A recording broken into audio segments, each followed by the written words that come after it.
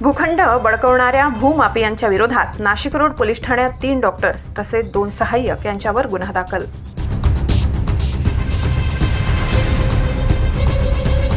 नाशिक शहरातील बऱ्याच भूखंडांच्या संदर्भात नाशिक शहर पोलीस ॲक्शन मोडवर आलेले असल्याचे दिसून येत आहे। याचेच उदाहरण म्हणून आज मखमलाबाद परिसरातील भूखंड बळकावणाऱ्या भूमाफियांच्या विरोधात नाशिक रोड पोलीस ठाण्यात 3 डॉक्टर्स तसेच 2 सहाय्यक यांच्यावर गुन्हा दाखल करण्यात आला आहे। याच संदर्भात अनुसूचित जाती जमातीतील महिला सौ भारती प्रकाश अहिरे यांचे कायदेशीर सल्लागार ॲडव्होकेट मिलिंद मोरेसर यांनी महाराष्ट्र माझा न्यूज चॅनलशी सविस्तर माहिती दिली।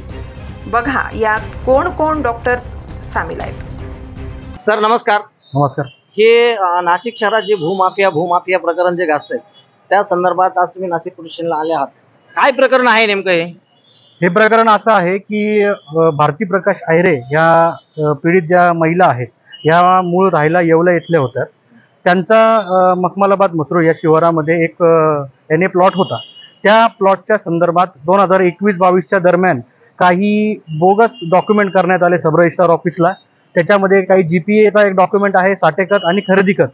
या सर्व डॉक्युमेंट्सला एक भारती प्रकाश अहिरे नावाची बोगस महिला तिचे बोगस पॅन कार्ड, आधार कार्ड असले डॉक्युमेंट रेडी करून त्यांनी सदरचं दस्त या बोगस महिलेला घेऊन उभं करून त्यांनी ते दस्त नाशिक रोड सब रजिस्ट्रार येथे नोंदवलेले आहे। आणि त्या संदर्भात मग आम्ही दिनांक 8/5/2024 रोजी माननीय आयुक्त साहेब नाशिक यांच्याकडे तक्रारी अर्ज दिला। या सदर प्रकरणासंदर्भात संपूर्ण चौकशी करण्याकामी आम्ही त्यांच्याकडनं मागणी केली आहे।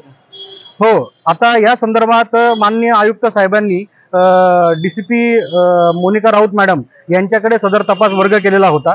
त्या वर्ग केलेल्या तपासाच्या अनुषंगाने माननीय आयुक्त राऊत मॅडम यांच्या मार्गदर्शनाने नाशिक रोड पोलीस स्टेशन येथे सदरचा गुन्हा हा तपासाकामी वर्ग करण्यात आला आणि आज नाशिक रोड पोलीस स्टेशन येथे गुन्हा नंबर 403/2024 अन्वये तिथे गुन्हा दाखल झालेला आहे। सद्यस्थितीमध्ये तुम्हाला कोण वाटतं आरोपी कोण आहेत? सदर या खरं पाहायला गेलं तर भूमाफिया हा जो प्रकार जो आपण बोललात तर यामध्ये आजच्या ह्या प्रकरणामध्ये यांच्या प्रकरणात जे काय असा FIR दाखल झाली आहे यामधील प्रमुख आरोपी हे मुळात प्रोफेशननी डॉक्टर आहे। त्यात त्यांना सहाय्य करणारे अजून एक त्याच्यामध्ये टीम असू शकते असा शंका त्याच्यामध्ये उपस्थित करण्यात येत आहे की याच्यामध्ये बनावट दस्त कशा पद्धतीने बनवण्यात आले, कोणी बनवले, सदरचे बनावट पॅन कार्ड कोणी बनवले, या सर्व गोष्टींचा तपास योग्यरित्या करण्याचे आश्वासन आम्हाला वरिष्ठ पोलीस निरीक्षक श्री गिरी साहेब नाशिक रोड यांनी आम्हाला दिलेले आहे। यात आरोपी कोण आहे त्यांचे नाव सांगू शकतात? यात प्रामुख्याने या फिर्यादीमध्ये आरोपी doctor Nitin Lakkichand Birla, doctor Sulabha Amol Pawar, doctor Gajendra Ramesh Aherrao, Swati Ravindra Wagh आणि प्रशांत मधुकर पाटील असे 5 लोक आरोपी केलेले आहे। सदर हे जे व्यक्ती आहेत हेच व्यक्ती दस्त करणारे व्यक्ती आहेत। तसेच यापैकी जे प्रशांत पाटील आणि वाघ या हे जे आरोपी केलेले हे सदर दस्ताला ओळख देणारे व्यक्ती म्हणून आहे। अजून याच्या मागे मोठं षडयंत्र असू शकतं, याच्यामध्ये अनेक लोक असू शकतात, अनेक गुन्हेगार याच्यामधून सापडू शकतात, याची शाश्वती आम्हाला नाशिक रोड पोलिसांकडून मिळाली। नाशिक रोड पोलिसांनी तुम्हाला व्यवस्थित सहकार्य केलं आहे?